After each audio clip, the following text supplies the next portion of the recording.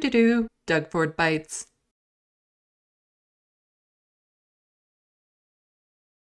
Hey, Doug Ford really bites. Do you remember what happened to long-term care homes during the pandemic? It was horrific on a scale unimaginable in a country like Canada. When the pandemic first started, the military had to be called into the long-term care homes in Ontario to get things under control. When they arrived, they found 26 people had already died of dehydration. People trapped in their beds, unable to get out on their own, thirsty, needing water. All they needed was a drink of water, and they could have survived. It should have never even gone remotely close to that severe. Some of the service members that went in there have PTSD from what they found. Since then, Doug Ford has rewarded his buddies who own those homes. He made it so people can't sue for the harm caused during the pandemic. He is a monster, and his policies led to this disaster. Somebody needs to be held accountable. But the long-term care homes were already in dire situations before the pandemic hit. This is my story of a loved one in a long-term care home. My grandma had a stroke, which paralyzed half of her body, so that put her in a wheelchair and she was unable to care for herself. At the home she was in, she could get around on her own. She had some strength in one of her legs and one of her arms, and between the two, she could roll her wheelchair on her own. It would take her a while, but, it gave her some independence, some freedom. She loved going out into the courtyard to see the garden, and they had a little fish pond, and she absolutely adored the chipmunks, watching the chipmunks all day. Every so often, the home demands an upgrade of a wheelchair. And the last time they wanted an upgrade, it was to a wheelchair where she could no longer put her foot on the ground. And if she couldn't put her foot on the ground just to give her that little bit of push, that meant she could no longer move on her own. The last speck of independence she had would be taken away. My mom fought them as long as she could, but eventually she had no choice. The reason being, it was easier to put my grandmother in and out of that chair than it was for her to be put in and out of the chair where she still had some mobility. I could see her spirit evaporate from her. Before then, she had already told me that these long-term care homes felt like warehouses for the old. She said she saw so many people walking around, but they weren't alive inside. And she feared ending up like them. I would still go visit her regularly. We developed quite a strong bond. But I could see how torturous this became for her. She could be parked somewhere, looking at a wall, looking down the hall, for hours until somebody came and moved her again. 6 months after she got that new chair, she came down with pneumonia. She refused all treatments for it. No antibiotics, nothing. Because she no longer wanted to live in those conditions, and this was her only way out. We had to talk her into taking pain medication because she was afraid that we were trying to trick her and give her something to treat the pneumonia. It took her 3 weeks to die. Her last day on earth, her breath was so ragged, she could barely breathe. She was drowning, lying on her bed.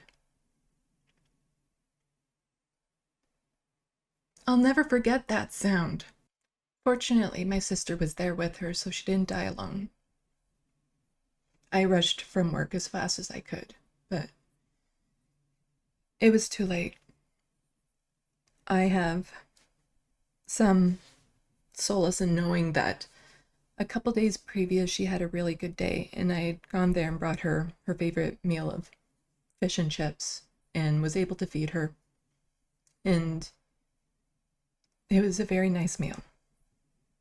And I really enjoyed that time together with her. While we waited for her body to be collected, the staff put her roommate down for her afternoon nap in the same room as a dead woman.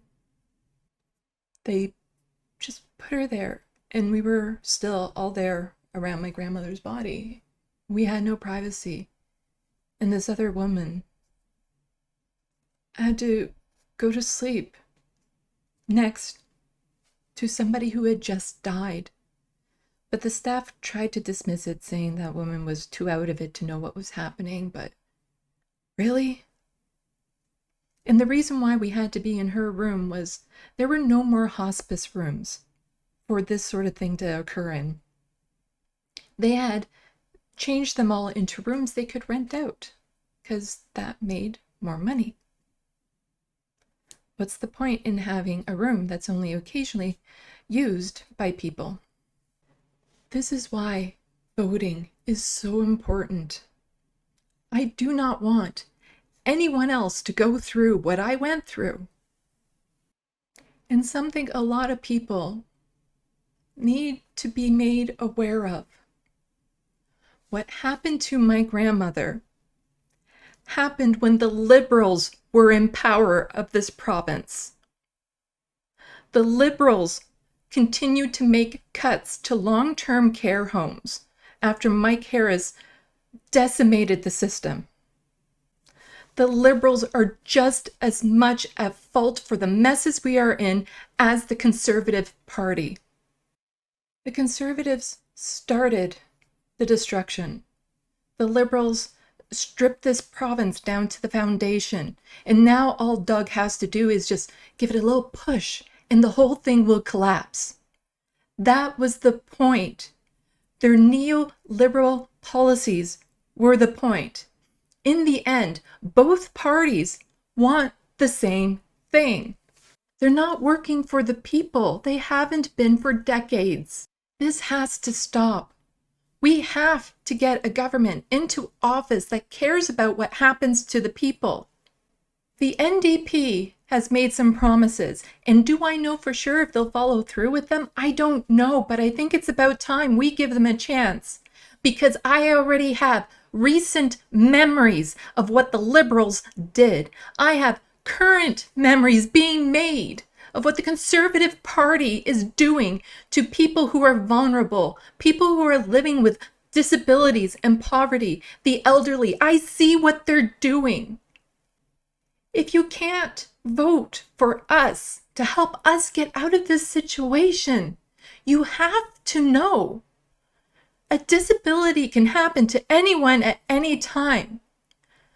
The goal is to live a nice long life. Eventually, most people might have to confront the reality of going into one of these long-term care homes. What kind of conditions do you want to go into when it's your turn?